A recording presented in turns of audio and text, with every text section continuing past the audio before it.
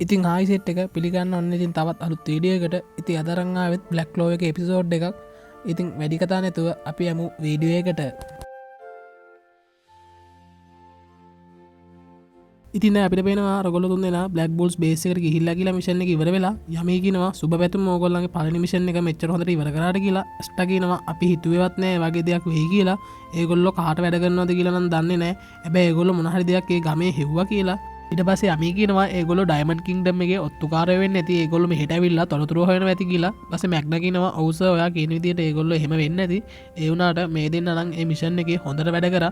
ඉතින් මේ දෙන්නට නම් මොකක් හරි දෙයක් දෙන්න ඕනේ කියලා මැග්නා කියනවා. ඉතින් ඇස්ටා මේ කතාව අහලා කියනවා ඕක නම් සුළු දෙයක් එහෙම කියලා එයා hina වෙන්න ගන්නවා. ඉතින් මැග්නාත් එයත් එක්ක hina වෙන්න ගන්නවා. ඉතින් දැන් දෙන්නම පිස්සෝ දෙන්න වගේ hina වෙද්දි මේක දැකලා යමීට කේන්ති යනවා.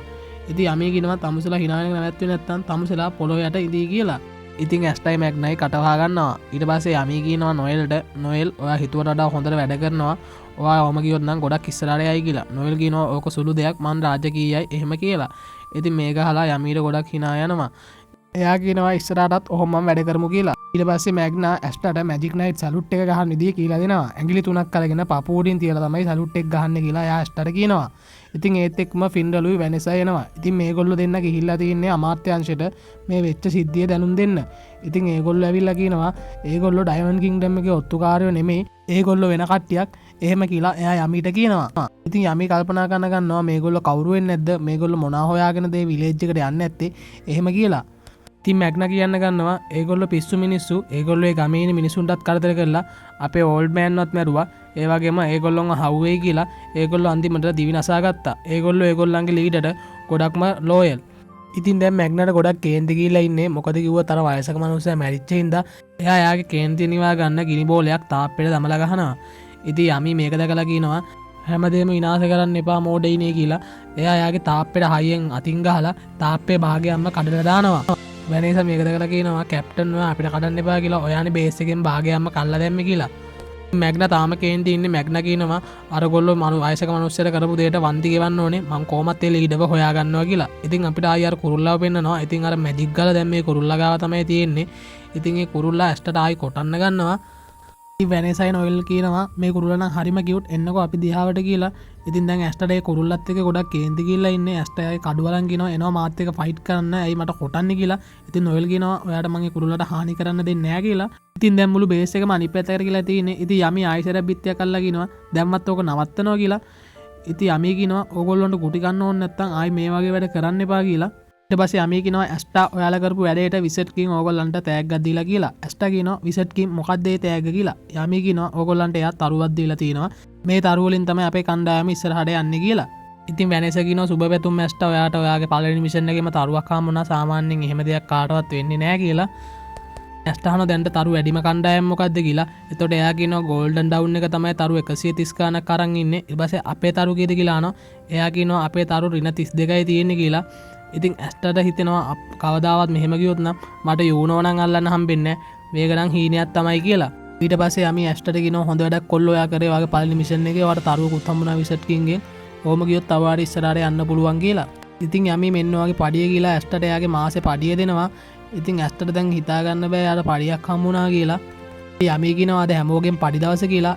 ඇස්ටා කියනවා මම මේ ඔක්කොම පල්ලියට යවනවා කියලා. ඉතින් දැන් චාමි කියනවා මම මේ ඔක්කොගෙන්ම කෑම කනවා කියලා. ලක්කහන කැප්ටන්ගෙන් කැප්ටන් ඔයාලට පුළුවන් ද මාත් එක්ක ෆයිට් කරන්න මං ඔයාලට මගේ පඩිය දෙන්නම් කියලා.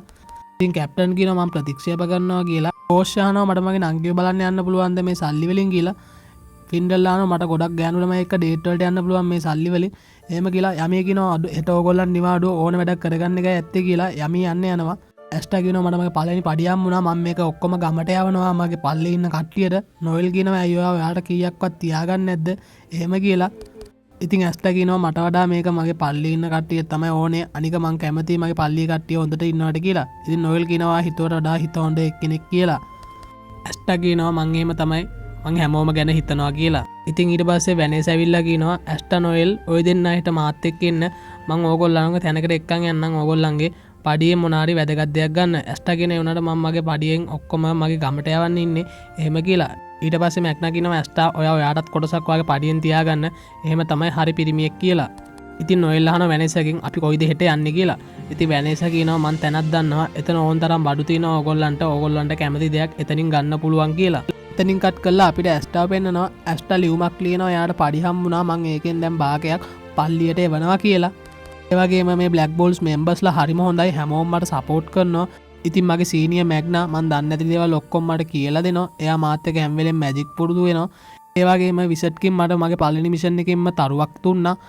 ඉතින් මම මගේ මුළු පඩියම ගමට එවනවා. එහෙම කියලා ඇස්ටා තමන්ගේ ලියුම ලියලා ඉවර කරනවා. ඉතින් ඇස්ටා හිතනවා මේ ලියුම බලලා සිස්ටර් ලිලි ගොඩක් සතුටු වෙයි. මෙහෙම ගියොත් නම් මට සිස්ටර් ලිලිව මැරි කරන්න පුළුවන් වෙයි කියලා. මේන විදිහෙන් නම් මෑන් තාම වැඩේ අතහැරලා නැහැ. ඉතින් ඇස්ටා ලියුම ඉවර වෙලා එයා අගනුවර දිහා බලාගෙන කියනවා මං කවදාද විසට්කින් වෙනවා කියලා. එතනින් කට් කරලා අපිට පේනවා වැනේසා ඒගොල්ලන්ව අර කිව්ව තැනට අරන් යනවා කියලා. ඉතින් නොයිල් ඉන්නේ වෙනම කල්පනාවක. එයා කල්පනා කරන්නේ ඇස්ටට කිසි මායා බලයකුත් නෑ. එයා රාජකීයත් නෑ. එයා වංශවතුත් නෑ. ඒ වුණාට එයාට ඇස්ටව අමතක කරන්න බෑ. පේන විදිහෙන් නම් නොයිල්ට ඇස්ටට හිට ගිහිල්ලා වගේ. ඉතින් ඇස්ට වැටෙන්න කියලා නොයිල්ව අල්ලනවා. නොයිල් ඇස්ටව තල්ලු කරලා දානවා ලැජ්ජ හිතිලා. ඉතින් දැන් ඒගොල්ලෝ අගනුවරට ඇවිල්ලා තින්නේ. ඉතින් මේක තමයි ඇස්ටයි යුනෝයි කලින් ආපු තැන.